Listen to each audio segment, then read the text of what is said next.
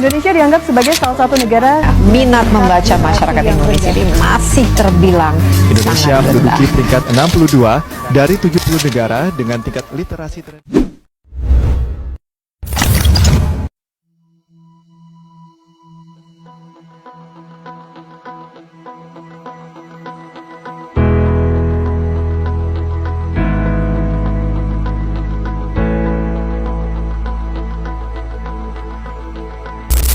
Daerah Istimewa Yogyakarta telah lama dikenal sebagai kota pelajar dan pusat peradaban budaya di Indonesia.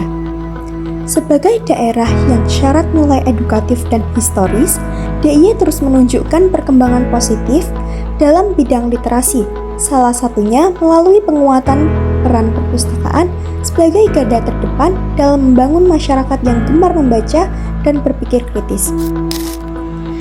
Dalam beberapa tahun terakhir, perpustakaan di DIY tidak hanya menjadi tempat menyimpan buku, melainkan berkembang menjadi pusat belajar masyarakat yang dinamis.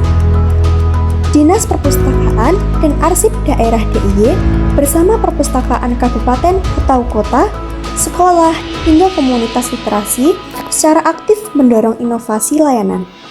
Konsep Library as a Community Hub mulai dihidupkan, menjadikan perpustakaan sebagai ruang publik yang ramah, kreatif, dan edukatif.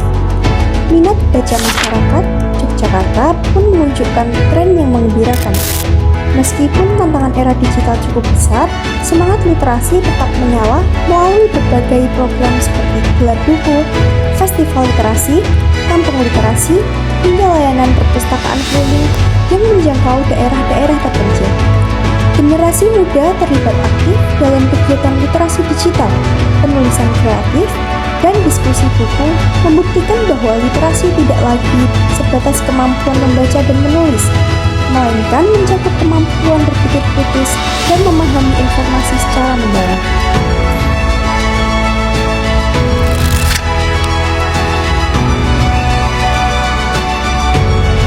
Literasi di DIY tidak hanya tumbuh di institusi formal, tapi juga melalui peran keluarga, tokoh masyarakat, dan komunitas.